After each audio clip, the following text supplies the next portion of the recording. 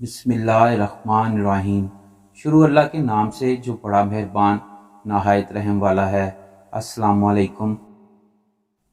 حضرت نظام الدین اولیاء رحمۃ اللہ علیہ اکثر ایک جملہ کہا کرتے تھے کہ ہم سے تو خوش نصیب دھوبی کا بیٹا ہی نکلا، ہم سے تو اتنا بھی نہ ہو سکا، پھر غش کھاتے۔ ایک دن ان کے مریدوں نے پوچھ لیا کہ حضرت یہ دھوبی کے بیٹے والا کیا ماجرا ہے؟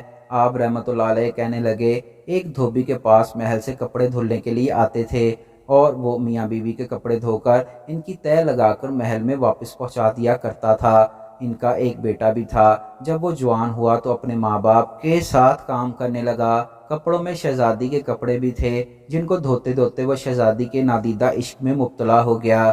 محبت کے اس جذبے میں مبتلا ہونے کے بعد اس کے اعتبار تبدیل ہو گئے۔ وہ شہزادی کے کپڑے علیحدہ کرتا اور ان کو خوب اچھے طریقے سے دھوتا اور اس کے بعد ایک خاص اور نرالے انداز سے طے کر کے رکھتا۔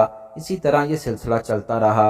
ایک دن اس کی والدہ نے نوٹ کیا اور اس نے دھوبی کے کان میں خسر خسر کی کہ یہ تو پورے خاندان کو مروانے پر تلا ہوا ہے، یہ شہزادی کے عشق میں مبتلا ہو گیا ہے۔ والد نے بیٹے کے کپڑے دھونے پر پابندی لگا دی۔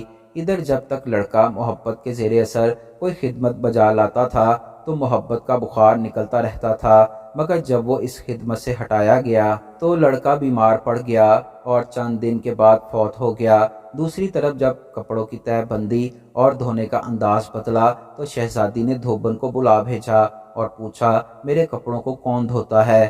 تو دھوبن نے جواب دیا، شہزادی عالیہ، میں آپ کے کپڑوں کو دھوتی ہوں۔ شہزادی نے پوچھا، پہلے کون دھوتا تھا؟ دھوبن نے کہا کہ پہلے بھی میں ہی دھوتی تھی۔ شہزادی نے اسے کہا کہ یہ کپڑا طے کرو۔ اب دھوبن سے ویسا کپڑا طے نہ ہوا۔ شہزادی نے اسے ڈانٹا کہ تم جھوٹ بولتی ہو، سچ سچ بتاؤ ورنہ تمہیں سزا ملے گی۔ دھوبن کے سامنے کوئی دوسرا راستہ نہیں تھا، کچھ دل بھی غم سے بھرا ہوا تھا۔ وہ زاروں قطار رونے لگی اور سارا ماجرا شہزادی کو بتا دیا۔ شہزادی یہ سب کچھ سن کر سناٹے میں آ گئی۔ پھر اس نے سواری تیار کرنے کا حکم دیا۔ شاہی بگی میں سوار ہو کر پھولوں کا ٹوکرا ابھر کر لائی اور مقتول محبوب کی قبر پر سارے پھول ڈال دیے۔ زندگی بھر اس کا یہی معمول رہا کہ وہ اس دھوبی کے بیٹے کی برسی پر ہر سال پھول چڑھانے آتی۔ یہ بات سناتے ہوئے حضرت رحمت اللہ علیہ نے کہا کہ ایک انسان سے بن دیکھے محبت ہو سکتی ہے تو پھر اللہ کو بن دیکھے محبت کیوں نہیں ہو سکتی؟ ایک انسان سے محبت اگر انسان کے مزاج میں تبدیلی لا سکتی ہے اور وہ اپنی پوری صلاحیت اور محبت اس کے کپڑے دھونے پر بروئے کار لا سکتا ہے تو کیا ہم لوگ اللہ سے اپنی محبت کو اس کی نماز پڑھنے اس طرح دل و جان استعمال نہیں کر سکتے؟ مگر ہم بوجھ اتارنے کی کوشش کرتے ہیں۔